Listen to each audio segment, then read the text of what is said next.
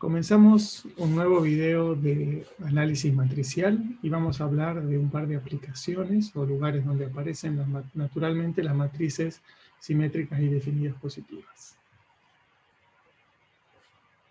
Comencemos considerando este ejemplo de una matriz S de 2 por 2 que tiene componentes 5, 4, 4 y 5, que ya estudiamos en algún ejemplo anterior y sabemos que sus autovalores son 9 y 1 y por lo tanto es simétrica y definida positiva. La energía asociada a esta matriz S es el producto del vector X transpuesta por la matriz S por X, que si al vector X lo llamamos XY, entonces este producto nos queda 5x cuadrado más 4xy más 4yx más 5y cuadrado. Es decir, 5x cuadrado más 8xy más 5y cuadrado. Si ahora ya definimos la función de dos variables f de x, y, que es un medio de esa energía, ya veremos por qué aparece un medio. Entonces la función es esta que está aquí escrita, un medio por 5x cuadrado más 8xy más 5x cuadrado, y veremos a continuación que tiene un mínimo en el origen de coordenadas. Cuando uno quiere buscar un mínimo de una función de dos variables o de una variable, busca los puntos críticos, son los puntos donde la derivada es cero. En este caso, como es de dos variables, buscamos un punto donde el gradiente sea cero. Entonces derivamos la f con respecto a x, el gradiente es el vector que tiene las componentes derivada de f con respecto a x y derivada de f con respecto a y. Entonces la derivada de f con respecto a x es un medio por 5 por 2x, es decir, 5x, más la derivada de este segundo término con respecto a x, que es 8y, pero con el medio queda 4y, y este derivado respecto de x da 0. Ahora derivamos la f respecto de y, me queda un medio. Este término no depende de y, por lo tanto la derivada con respecto a y es 0, y la derivada con respecto de y de este es 8x, por un medio me queda 4x. Y el último me queda un medio por 5 por 2y, es decir, 5y. Que si miramos detenidamente, vemos que aquí está el 5, 4, 4 y 5, son las componentes de la matriz S original. Esto es la matriz 5, 4, 4, 5 por el vector XY. Es decir, la matriz S por el vector X. Esa es una propiedad interesante. Cuando uno tiene una función cuadrática definida como un medio por X transpuesta por S por X, para una S simétrica, entonces el gradiente, el vector de derivadas primeras, es la matriz original S por X. Bien, entonces esto está escrito acá de manera resumida. ¿Y qué es la matriz de derivadas segundas? Que se llama hessiano. La H aparece porque esta es la matriz hessiana o hessiana, o también se la llama el hessiano. Es la matriz que tiene una matriz de 2 por 2 que tiene todas las derivadas segundas. En la primera posición tiene la derivada segunda de f con respecto a x dos veces, es decir, tomo la derivada de f con respecto a x y la vuelvo a derivar con respecto a x. En ese caso me da 5. En la segunda posición, en la posición 1, 2, tengo la derivada de f con respecto a x derivada ahora con respecto a y, que me da 4. Cuando paso a la segunda fila, para calcular la derivada segunda de f con respecto a x y con respecto a y, tengo que tomar la derivada con respecto a y y la derivo con respecto a x, y eso me da 4. Y para la última componente tengo que tomar la derivada con respecto a y derivarla nuevamente con respecto a y, y eso me da 5. Oh sorpresa, es nuevamente la matriz S. Así que para una función de energía que es un medio de x transpuesta a sx, el gradiente de f en el punto, en la ubicación x es s por x, y el hessiano, o sea, las derivadas segundas es la matriz S que resulta constante.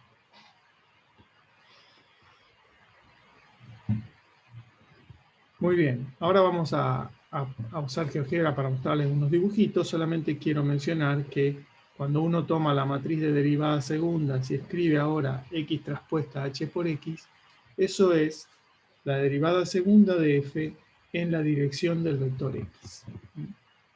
Ahora vamos con los gráficos, voy a tratar de dejar eso un poquito más claro. Cuando uno tiene una función de una variable y tiene un mínimo, en este punto, si tengo una f de una variable, en este punto lo que se cumple es que f' de ese punto mínimo, x estrella, es 0. La derivada es 0, la recta tangente es horizontal. Pero además, las derivadas de f son negativas aquí a la izquierda y positivas a la derecha. Es decir, la derivada de x de f está creciendo y por lo tanto, si es un mínimo, la derivada segunda de x, que en este caso es positiva, podría ser 0, pero en un dibujo como este la derivada segunda es positiva. ¿Por qué? Porque la derivada primera está creciendo. Del mismo modo, esta f tendrá un mínimo en este punto porque la matriz de derivada segunda, que es la h, que es la s, es definida positiva. Bien, les voy a compartir ahora un poquito el GeoGebra para mostrarles unos dibujos.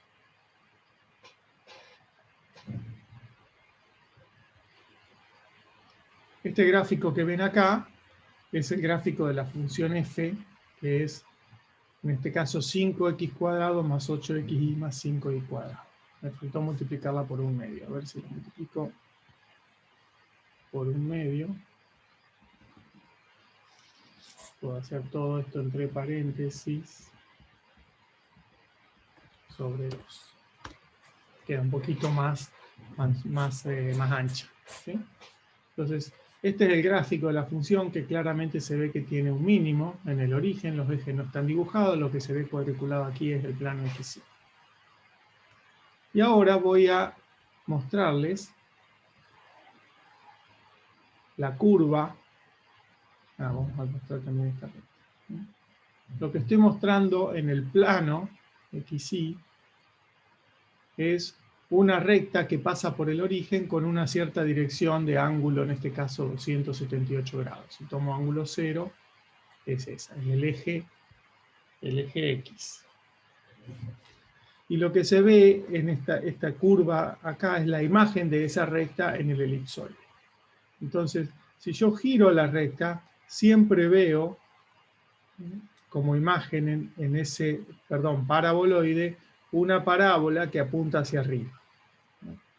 Y siempre apunta hacia arriba porque la derivada segunda sobre esa recta es siempre positiva. La derivada segunda es en este caso x traspuesta por s por x traspuesta. Entonces, aunque yo gire en todos los ángulos, tengo siempre una parábola hacia arriba, y la curvatura de esa parábola está dada por x traspuesta, sx traspuesta, donde ese es el vector unitario que apunta en la dirección de esta recta. Muy bien, ahora voy a dejar de mostrar esta función. Uno podría ver acá las parábolas que son todas hacia arriba. Y voy a mostrar una función h que es similar a la anterior, pero puse menos 5x cuadrado más 8 por xy más 5x cuadrado. Y le voy a poner todo dividido 2 para que sea similar a la anterior. En este gráfico ya se ve que la función no tiene un mínimo. Lo que ocurre con esta función es que si la miro en alguna dirección tiene un mínimo y en otras direcciones tiene un máximo. Claro, esta h corresponde a la matriz S que tiene un menos 5 en la posición 1, 1 y por lo tanto no es definida positiva. Si muestro la curva y voy variando el A, lo que veo es que para ciertos ángulos se ve un mínimo, porque tiene un autovalor positivo, pero para otros ángulos tiene un máximo en ese punto.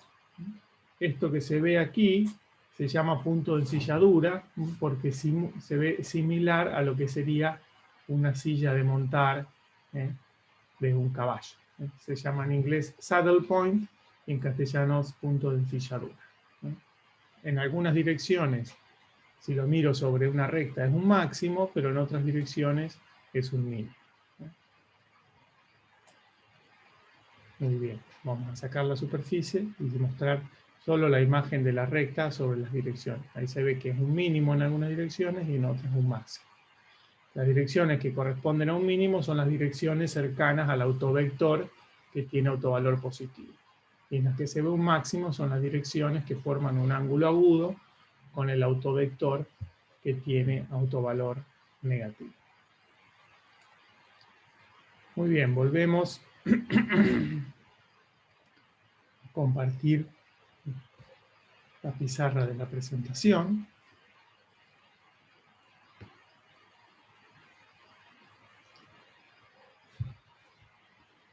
Entonces, resumimos un poco la idea de esta primera parte. Perdón.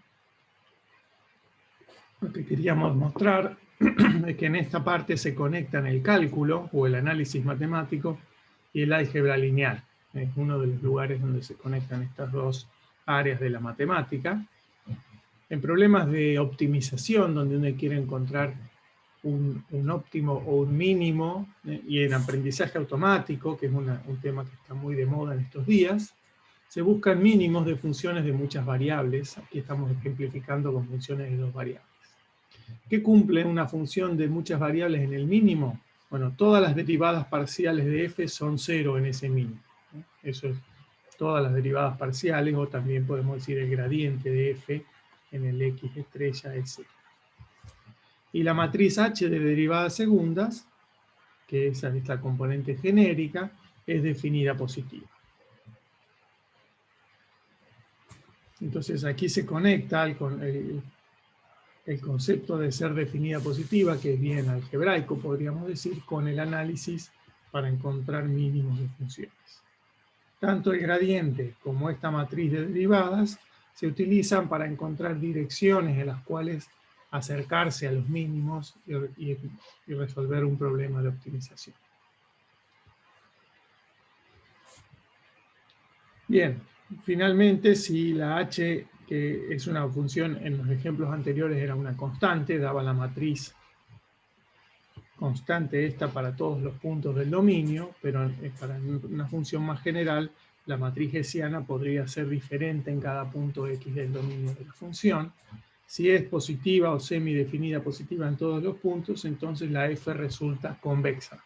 En cualquier lugar que uno lo mire y en todas las direcciones, la función se curva hacia arriba. Si todos los autovalores de h son mayores o iguales que un cierto número delta mayor que 0, vamos a decir que la f es estrictamente convexa. No se está en ninguna zona del dominio se va transformando, se va haciendo más cercana a un plano o a una recta. Siempre tiene curvatura mayor que delta o mayor o igual que delta en cualquier punto. Muy bien. Para finalizar esta sección vamos a hablar un poquito de la ecuación de la elipse. Y seguimos trabajando con esta misma matriz S que ya conocemos bien. Esta matriz tiene autovalores 9 y 1, es simétrica y definida positiva. Y vamos a mirar lo que se llama la curva de energía 1, es decir, los puntos en el plano donde x traspuesta por S por x es igual a 1. Entonces, si hacemos el producto y llamamos xy al vector, lo que nos queda es que estamos tratando de entender un poco esta curva, y ya les adelanté y de alguna manera les dije que es una elipse. Entonces, ¿cómo hacemos para detectar cuál es esa elipse? Bien, sabiendo que esta matriz S es simétrica y definida positiva y ya tenemos los autovalores, podemos calcular los autovectores, que ya sabemos que son el 1, 1. Si verificamos que S por el 1, 1 es la matriz 5, 4, 4, 5 por 1, 1, esto nos da 5 más 4, 4 más 5, que es 9 por el 1, 1. Por lo tanto, el 1, 1 es un autovector y lo dividimos por raíz de 2 para normalizarlo. De la misma manera, podemos verificar que si pongo 1 menos 1, aquí en lugar de dar 4 me da 4 menos 5, que es menos 1, y aquí en lugar de 5 más 4 me da 5 menos 4, que es 1. Por lo tanto, esto es 1 por el vector 1 menos 1. Y también vemos que menos 1 menos 1 es un autovector que corresponde a lambda 2 igual a 1, por eso le llamamos Q2 a ese autovector normalizado. Entonces tomamos la matriz Q, que resulta de poner el primer autovector en la primera columna y el segundo en la segunda, y tenemos el teorema espectral o la representación de S como una matriz ortogonal por una matriz diagonal lambda con los autovalores en la diagonal por la inversa de la ortogonal, que es la transpuesta. Muy bien. Entonces ahora, cuando escribo X transpuesta SX, que es lo que tenemos aquí y aquí, lo va a resultar de otra forma. Notamos que en lugar de S escribimos Q por lambda por Q transpuesta aquí en el medio y usamos la propiedad asociativa para agrupar el Q transpuesta con el X, el X transpuesta con Q y Q transpuesta con X. Después observamos que X transpuesta Q es Q por X transpuesta, lo que hemos hecho varias veces, y bueno, aquí me faltó, este es Q transpuesta por X, y este es Q transpuesta por X. Por suerte la Q es simétrica, así que no hacía diferencia en este ejemplo, pero cuando yo hago Q por X, si hago Q transpuesta por el vector XY, me queda 1 sobre raíz de 2 por 1, 1, 1 menos 1 multiplicado por el vector XY. Eso es 1 sobre raíz de 2 por 1 por X más 1 por Y, es decir, X más Y, y la segunda fila X menos Y.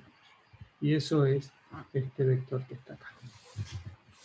Por lo tanto, X transpuesta SX será este vector traspuesto por la matriz lambda por el mismo vector. Y entonces, este vector traspuesto por la matriz lambda que tiene el 9 y el 1 por el mismo vector, resulta en 9 por la primera componente del vector al cuadrado, más 1 por la segunda componente del vector al cuadrado. Entonces tenemos una nueva forma de escribir esta fórmula como una suma de cuadrados multiplicada por 9. Si llamo X mayúscula como un cambio de variable, llamo X mayúscula a X más Y sobre raíz de 2, e Y mayúscula a X menos Y minúscula sobre raíz de 2, me queda que la ecuación en las nuevas variables resulta 9x cuadrado más Y cuadrado igual a 1. Si quiero graficar esto sí sabemos que es una elipse porque lo puedo escribir como X cuadrado sobre 1/9 más Y cuadrado sobre 1 igual a 1, y por lo tanto será una elipse que en el eje X pasa por el 1/3 y en el eje Y pasa por menos 1 y 1. Esto en las eje Y mayúscula y X mayúscula.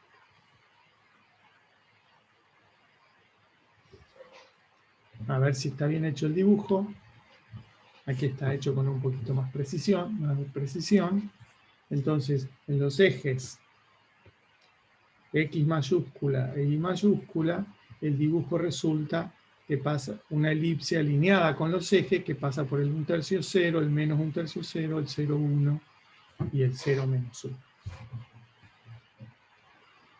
Si lo quiero mirar en el eje XY, bueno, tengo que identificar los autovectores. Los autovectores eran Q1 igual a 1 sobre raíz de 2 por el 1, 1, y Q2 igual a 1 sobre raíz de 2 por el 1 menos 1.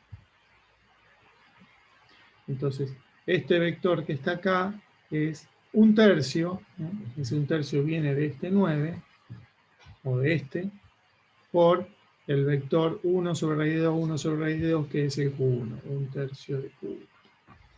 Y este otro vector es 1 por Q2.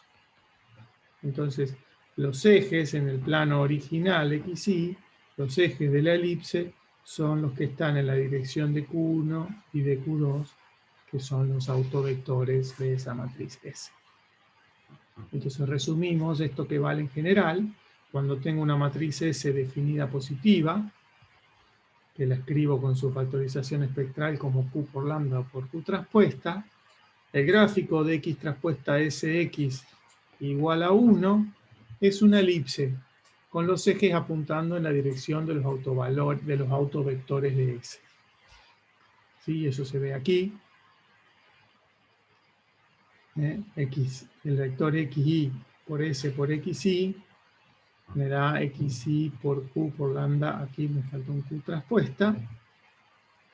Y si llamo Q traspuesta XY, eso me da un nuevo vector que lo llamo X, es X minúscula y mayúscula.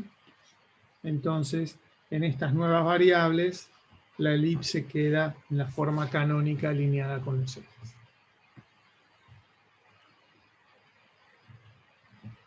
Entonces, finalmente, repito esta última oración, el gráfico de X traspuesta SX igual a 1 es una elipse con los ejes apuntando en las direcciones de los autovalores de S. Y los radios de la elipse están relacionados con 1 sobre la raíz cuadrada de los autovalores.